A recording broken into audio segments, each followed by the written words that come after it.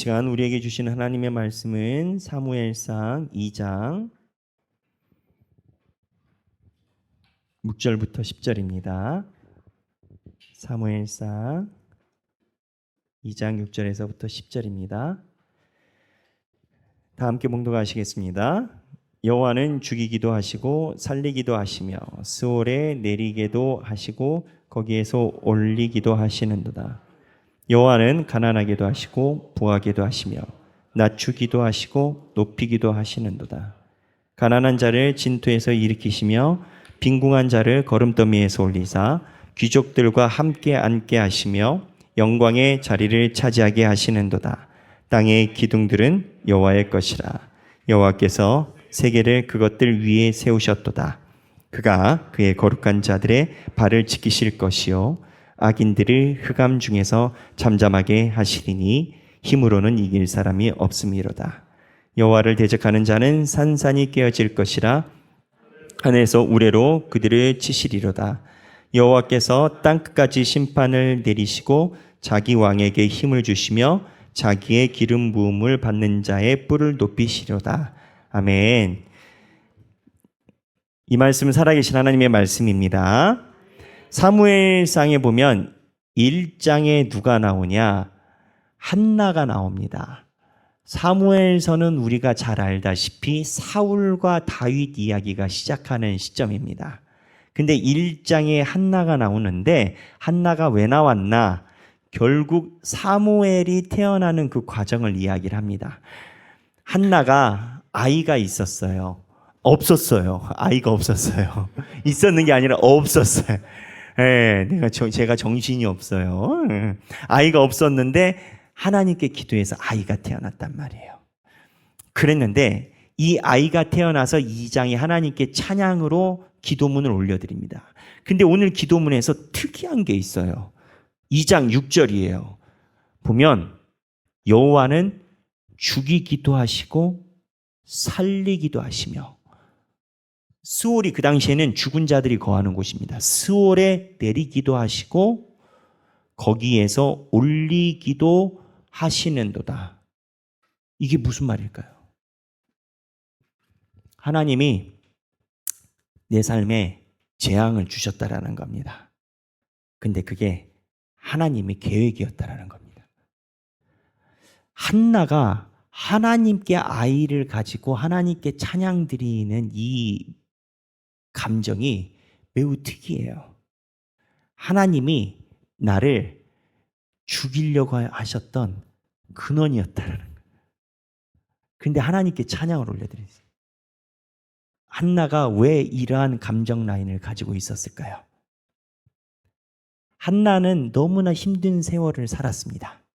근데 한나가 힘든 세월을 살았을 때 그때는 죽을 것 같았어요.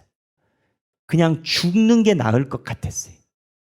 그런데 그 순간에 하나님을 의지하고 나니까 모든 게 자기가 생각한 이상으로 하나님께서 인도하시고 갚아주셨어요. 그러니까 한나가 아이를 얻고 하나님 앞에 새로 섰을 때, 그러면 예전에 내가 죽을 것 같았던 그 순간이 뭐냐 이건 거예요. 마귀가 나를 침노했냐라는 거예요. 내가 실수했냐라는 거예요. 근데 그렇게 보기에 너무나 애매한 게 많은 거예요. 그래서 하나님 앞에 기도를 해보니까 하나님께서 예전에 나에게 죽을 것 같은 고통을 주신 원인이었다는 거예요. 왜 하나님이 그러셨을까요? 하나님이 죽을 것 같은 고통을 주신 이유는 하나님께서 그 고통을 통해서 하나님을 만나게 하시려는 하나님의 계획이었다라는 거예요. 근데 이렇게 보면은 하나님이 우리가 너무 서운해요. 삶에서 고통스럽게 사는 걸 좋아하는 사람이 누가 있겠습니까? 근데 우리는 그거를 알아야 돼. 하나님이 우리를 생각하는 관점과 우리가 하나님께 원하는 것이 달라요. 의사 선생님이 아이들에게 주는 처방과 아이들이 의사 선생님에게 원하는 처방이 달라요. 의사 선생님은 아이들에게 주사를 놔줘야 돼. 아이들은 주사는 싫어. 주사만 보면은 울다가도 멈추게 돼 있어요. 그 어린 시절이 그러지 않겠어요? 근데 의사 선생님이 왜 주사를 꼭 넣어야 돼? 혈관에다가 그 약을 넣어야 가장 효과적이기 때문에 주사를. 환자의 생각과 치료자의 의사 선생님의 생각이 다른 것처럼 하나님이 우리에게 원하는 것과 우리가 원하는 게 다르다. 뭐가 다르겠어요? 하나님은 우리가 이 땅에서 하나님을 잘 믿으면 하나님이 영원한 생명을 주신다라는 것을 우리가 알기를 원합니다. 그렇기 때문에 우리 삶에 고통을 놓으시는 겁니다. 고통을 놓고 그 고통의 자리에서 하나님을 바라보게 하신다는 거예요. 그렇다면 이 사무엘서에서 한나가 도대체 무슨 고통이 있었는가? 우리가 잘 알다시피 한나는 그냥 사무엘 낳고 하나님께 감사드리고 사무엘이 하나님 앞에 온전히 섰다라고 이렇게만 이해할 수 있어요. 근데 한나가 여호와께서 나를 죽이기도 하셨다. 이게 단순히 애를 안 주셨기 때문에 죽이기도 하셨다라고 표현하는 게 아니에요. 한나가 가졌던 그 삶의 정황이 있어요. 그 삶의 정황을 살펴보면 이래요. 한나의 남편이 있습니다. 그 남편이 제가 볼 땐 참 어려운 분이에요. 이 어려운 분인 게 한나의 남편이 이름이 있는데 이 엘가나인데 1장 1절 한번 읽어볼까요? 사무엘상 1장 1절인데요. 오늘은 성경을 몇 번 찾겠습니다. 에브라임 산지 라마다임 소빔에 에브라임 사람 엘가나라는 사람이 있었으니 그는 여로함의 아들이요 엘리우의 손자요 도우의 증손이요 숲의 현손이더라. 자, 여기 보면은 엘가나라는 사람이 나와요. 근데 이 사람의 지파가 어디라고요? 에브라임. 근데 역대상 6장에 보면 이 엘가나가 레위 지파의 자손으로 나옵니다. 그러면 누구 말이 맞을까요? 레위는 하나님 앞에 예배드리는 지파예요. 에브라임은 아니에요. 그러면은 사무엘상 1장에서는 에브라임이래요. 6장에서는 레위래요. 어디 기록이 맞을까요? 목사님 성경이 틀리네요. 이것 때문에 신학자들이 고민을 많이 했습니다. 근데 저는 이 성경이 우리에게 비춰주는 바가 분명히 있다라는 거예요. 이 엘가나가 레위의 지파가 됐던 에브라임의 지파가 됐던 그게 중요한 게 아니라 이 엘가나의 신앙 상태가 중요합니다. 그 당시에 한나가 살았던 시대에 한나가 왜 힘들었냐, 괴로웠냐, 그 당시 시대가 기울어져 있었기 때문에 힘들었던 거예요. 하나님이 한나에게 무엇을 얘기를 해줬냐? 네가 살아가는 시대가 기울어져 있다는 거예요. 그 시절에 고통이 있는데 그 고통을 네가 어떻게 해결하느냐에 따라서 나를 만나느냐 안 만나느냐라는 거예요. 한국 사회를 보면 많이 그래요. 예전에 그러한 책들이 많이 나왔습니다. 이게 부에 대한 대물림. 집 한 채를 살려고 평생 셀러리맨이 월급 받고 성실히 일해도 집 한 채를 사기가 어려운 이 시절. 제가 미국을 갔을 때 모든 미국에 있는 대부분의 주민이 다 렌트 개념을 가지고 있어요. 근데 월세 개념을 가지고 싶어서 갖고 있는 게 아니에요. 그러다 모기지라는 게 나와요. 은행에서 30년, 50년 융자를 해서 길게 갚아가는 거예요. 이렇게 살다 보면 이게 세월 속에서 과연 부라는 것에 대물림을 우리가 깰 수 있을까라는 궁극적인 질문. 어떤 사람은 사회가 기울어졌다라고 이야기를 해요. 그 말이 꼭 틀린 것 같지는 않아요. 근데 이런 시절에서 우리가 어떻게 살아가는 거예요? 한나가 살아갈 때 이 남편이 엘가나가 레위라고 하고 에브라임이라고 하는 이유는 신앙이 있는데 신앙이 없는 사람처럼 살아가는 남편이었다는 겁니다. 그 증거가 뭐냐? 첫 번째, 이 엘가나가 한나가 애를 못 낳는 걸 알았어요. 잘. 그랬더니 이 사람이 레위 계열의 사람인데 그렇게 본다면 자기 아내가 애를 못 낳으면 어떻게 해요? 하나님께 기도해야 되잖아요. 근데 엘가나는 하나님께 기도하기보다는 세상이 말한 방법을 택합니다. 뭐예요? 돈도 좀 있어요. 아내 하나를 더 맞으면 돼. 그래서 아내 하나를 더 데리고 와요. 그게 누구냐? 2절에 보면 분인나요. 그래서 한나 2절 한번 읽어볼까요? 그에게 두 아내가 있었으니 한 사람의 이름은 한나요, 한 사람의 이름은 분인나라. 분인나에겐 자식이 있고 한나에겐 자식이 없었더라. 역대기에서는 레위 계열이라면서요. 사무엘서에서는 에브라임이라고 하지만 무언가 레위 계파에 대한 흔적이 있는 사람이거든요. 자기 아내가 애를 못 가지면 하나님 앞에 기도를 할 생각을 해야지. 한 명을 더 드려요. 세상에서는 괜찮다라고 할지 몰라요. 우리나라도 예전에 100년 전만 해도 좀 뼈대가 굵다라고 하는 지방에 지주쯤 되는 집안에서 아내가 애를 잘 못 가지면 작은 어머니 그런 시절이 있었어요. 안 믿는 사람들은 그게 맞다라고, 대가 끊기는 것보다. 그렇게 세상은 이야기를 해요. 그런데 와이프를 데려. 근데 이 사람이 참 애매한 사람인 게 그러면서 하나님께 예배는 드려요. 4절에 보면 엘가나가 제사를 드리는 날에 제물의 분깃을 그의 아내 분인 나와 그의 모든 자녀에 주고. 신앙이 없는 게 아니에요. 신앙이 있어요. 그리고 아내 둘을 데리고 같이 예배를 드려요. 그러면 한나는 아기가 없고 분인나는 애가 있잖아요. 한나 위로해 준다고 2배를 준대요. 두목을. 근데 이때 한나가 그때 두목을 받을 때 기분이 어땠을까요?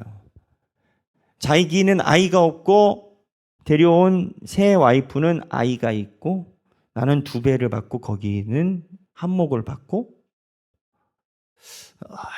만약에 남편이 지혜가 있었다면, 꼭 그렇게 예배를 드려야 됐었다면 와이프를 따로따로 2번을 갔었어야지.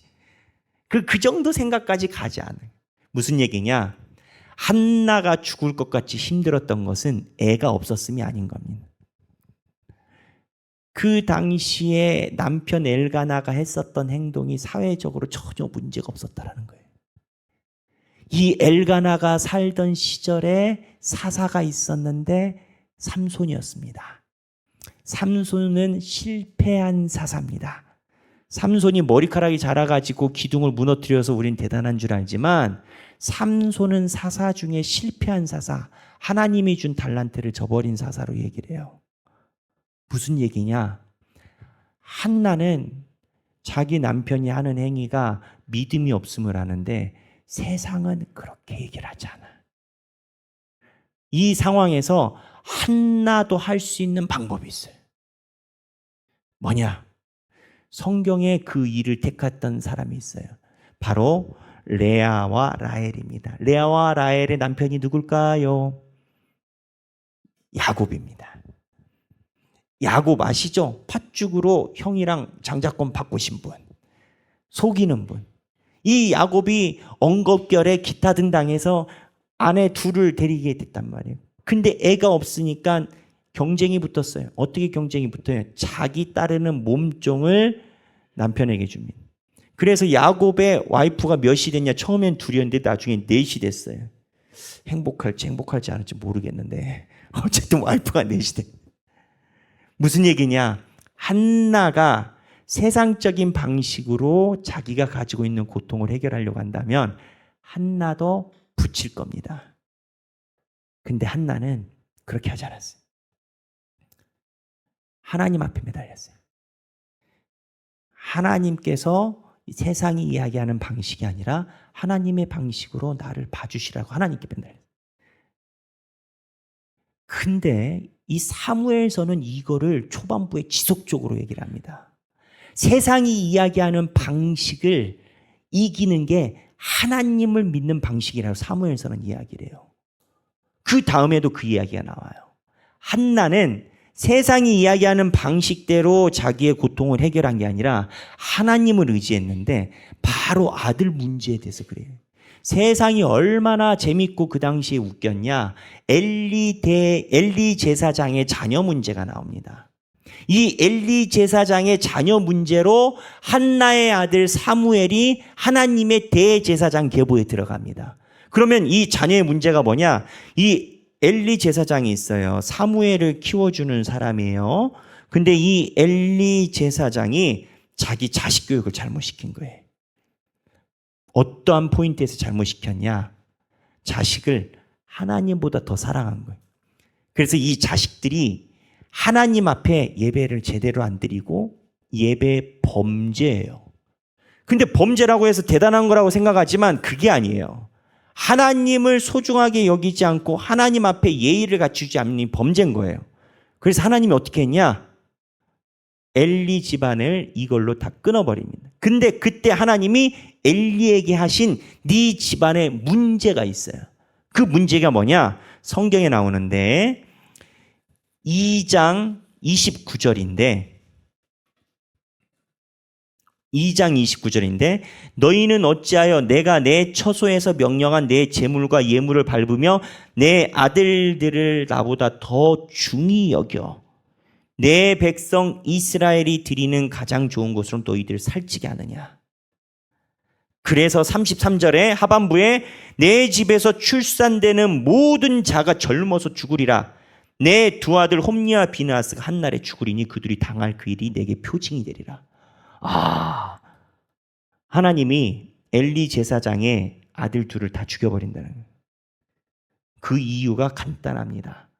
네 자녀들을 나보다 더 소중히 여겼다는 거예요. 이게 세상이 말한 방법이에요. 하나님이 그 자녀, 우리는 그걸 알아야 돼요. 내 자녀는 내 게 아니에요. 내 자녀의 아버지가 누구예요? 하나님이에요. 내 자녀는 하나님께서 나에게 잠깐 맡기신 하나님의 자녀지 내 자녀가 아니에요. 내 자녀가 하나님의 자녀로 크게 하는 것이 청직이 된 부모의 소명이에요. 근데 엘리면 제사장이면 당연히 그렇게 해야 되잖아요. 근데 그렇게 안 해요. 저 어렸을 때 기억이 나요. 저는 부모님께 감사한 게. 제가 어렸을 때 뭔지 정확하게 기억이 안 나는데 하여튼 예배 시간에 지탄받을 행동을 했었던 것 같아요. 뭐 시끄럽게 했든지 뛰어다녔든지 뭐 잘 모르겠어요. 제가 기억나는 건 하나예요. 집에 가서 무지하게 맞았습니다. 지금은 아이를 그렇게 안 키워요. 우리 어머니는 꼭 시장에 가가지고 빗자루를 살 때 쌀이 빗자루 안 사고 그때 시장에서 사시잖아요. 꼭 손잡이가 나무로 되는 빗자루를 사셔요. 그래서 내가 어머니한테 물어봤어요. 왜 꼭 나무로 된 걸 어머님은 사십니까? 했더니 너희들을 다스리려면 이 빗자루가 좋아. 아유 많이 혼났어요. 근데 감사한 거는 부모님이 그렇게 가르치셔서 예배에 대해서 소중함을 느꼈어요. 그래서 하나님 앞에 예배드리고 제가 지금도 간증하는 건 남자분들은 느낌 아시겠지만 군대 가서 계급이 낮을 때 예배드리기가 참 힘들어요. 지금은 예배를 다 드리죠. 그때도 하나님이 한 번도 주일을 예배드리지 못하는 환경에 나를 놓지 않으셨으면 감사해. 근데 중요한 건 여기서 이야기하는 게 엘리는 세상이 말하는 대로 자녀를 사랑했다는 거예요. 그러면은 그 자녀의 결과가 뭐냐? 성경에 보면 이래요. 그 엘리 제사장의 자녀들이 뭘 잘못했길래 하나님이 그렇게 죽인다고 했냐? 2장 12절에 보면 엘리의 아들들은 행실이 나빠 여호와를 알지 못하더라. 하나님을 안 가르쳐요.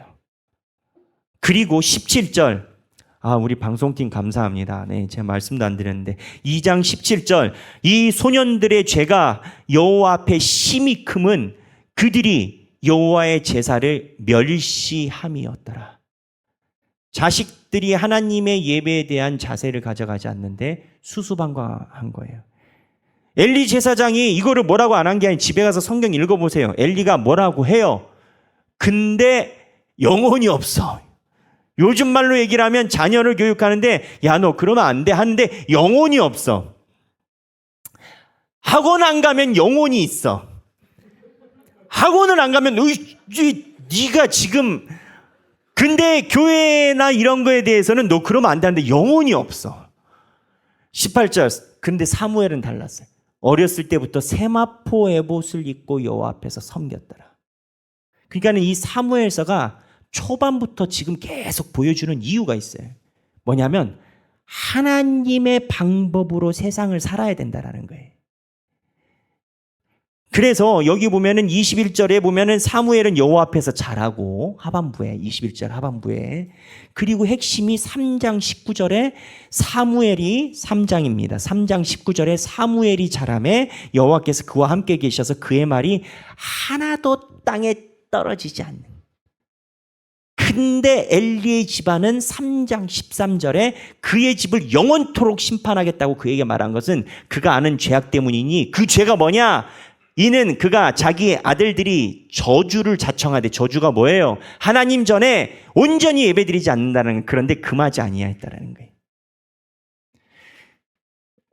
갑자기 자녀 교육인가요? 자녀 교육일 수 있죠. 자녀 교육이죠. 근데 왜 자녀 교육이냐? 하나님은 사무엘서와 역사서에서 이야기하는 기본 큰 흐름이 있습니다. 저는 성경을 보다가 그 생각을 한 적이 있어요. 아니, 다윗과 골리앗이 싸운 것하고 하나님의 구원이 무슨 상관이지? 여러분 그 생각 안 해봤나요?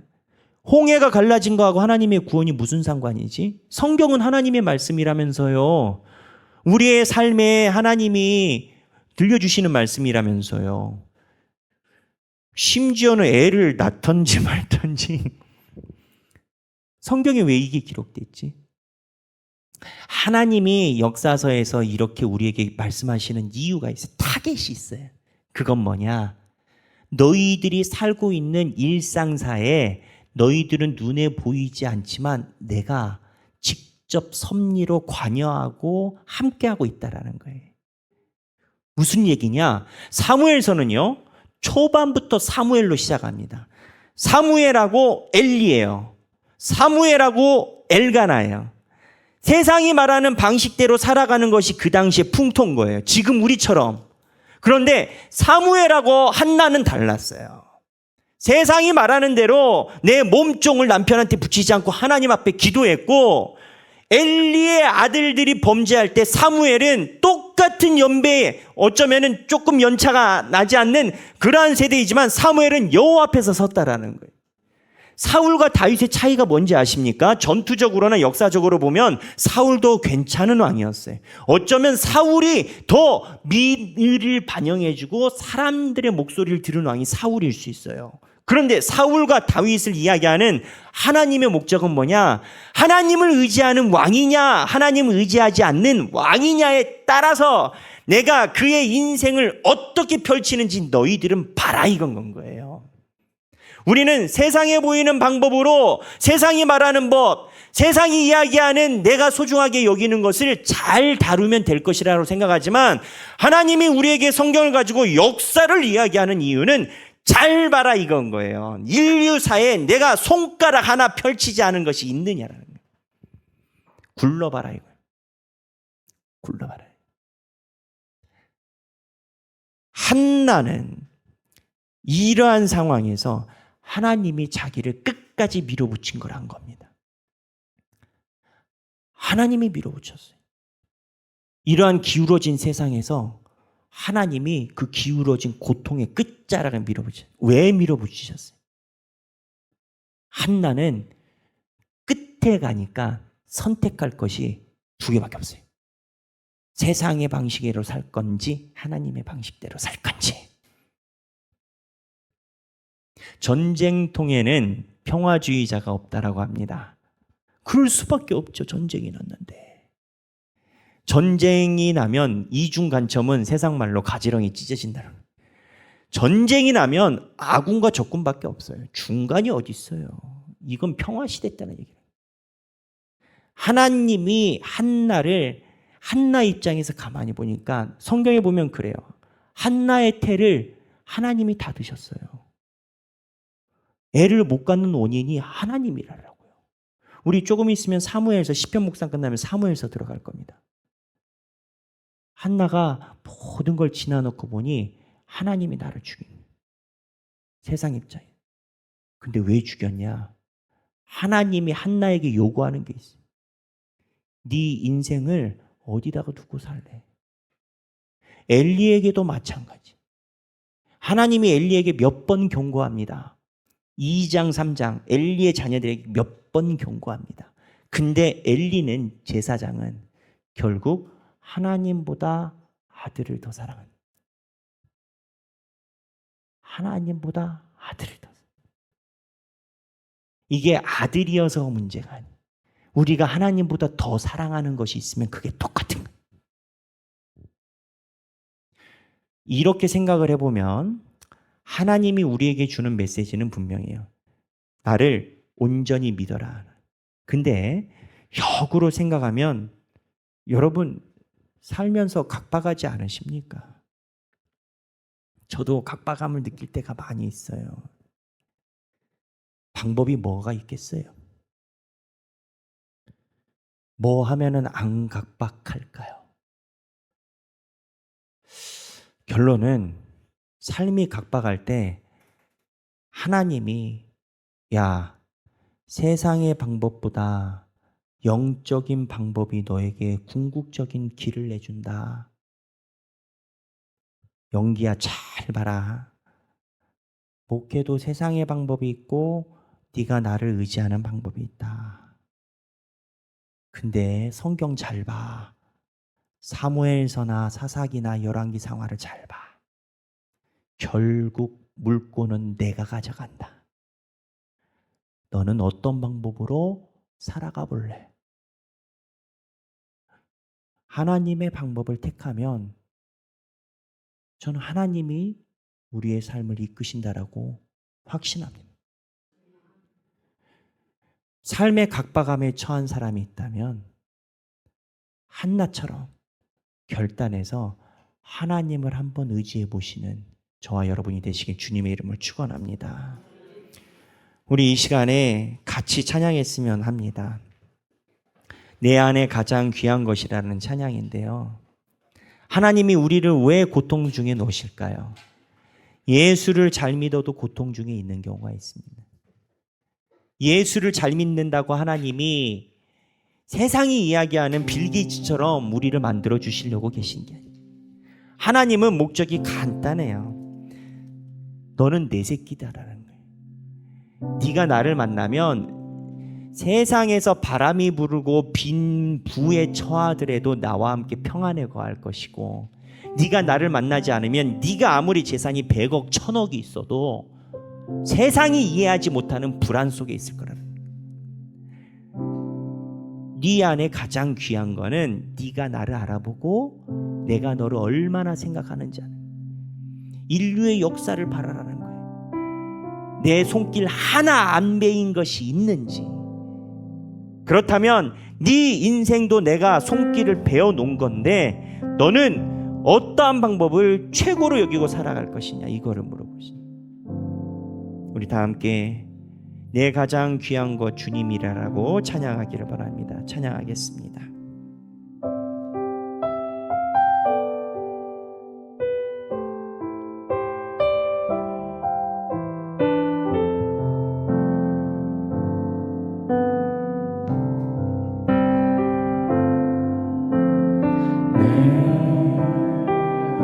내 가장 귀한 것 예수를 알미라. 금은보다 더 귀한 것 예수를 알미라.